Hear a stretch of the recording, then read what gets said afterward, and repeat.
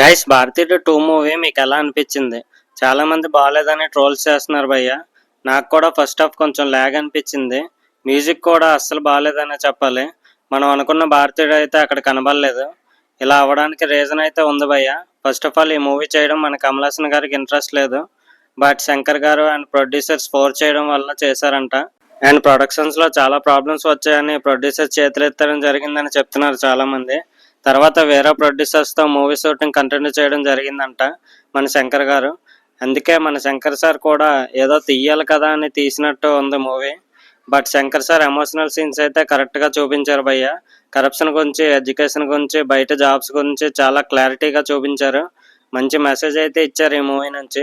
But ఈ movie flop టాక్తో నడవడం వల్ల కల్కి మూవీకి అయితే ప్లస్ అనే చెప్పాలి. ఎందుకంటే ఇంకా కల్కి కలెక్షన్స్ ఎక్కువ వచ్చే అవకాశం ఉంది. కల్కికి ఈ మంత్ పోటీ లేదనే చెప్పాలి. కలెక్షన్ల సునామీతో దూసుకెళ్ళిపోతుంది. ఇంకా ఆల్రెడీ 1000 crores అయితే దాటిన విషయం అందరికీ తెలిసిందే. అండ్ భారతీయుడు మూవీ ఫస్ట్ డే కలెక్షన్స్ ఎంత చేసిందో చూద్దాం భయ్య. ఫస్ట్ డే 28.1 crore కలెక్ట్ చేసిందని మేకర్స్ చెప్తున్నారు.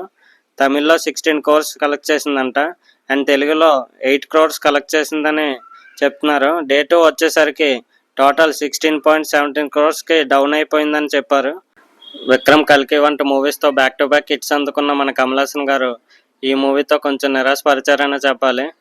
ఈ మూవీ ఎఫెక్ట్ మన శంకర్ గారు డైరెక్ట్ చేస్తున్న గేమ్ చేంజర్ మూవీపై పడే అవకాశం ఉందని చాలామంది రామ్ చరణ్ ఫ్యాన్స్ భయపడుతున్నారు భయ్య. బట్ డోంట్ వరీ, అది వేరే స్టోరీ, ఇది వేరే స్టోరీ. అండ్ ఈ మూవీతో మన శంకర్ గారు ఖచ్చితంగా కంబ్యాక్ అయితే ఇస్తారని అనుకుంటున్నా. అండ్ గైస్, మీలో భారతీయుడు మూవీ ఎంతమంది చూడలేదో చూసేయండి గైస్. చూసి ఈ మూవీపై మీ కామెంట్ ఏంటో తెలియజేయండి. ఈ వీడియో కనుక మీకు నచ్చినట్టయితే లైక్ చేసి అండ్ మరిన్ని అప్డేట్స్ కోసం మన ఛానల్ని సబ్స్క్రైబ్ చేసుకోండి గైస్. Thanks for watching.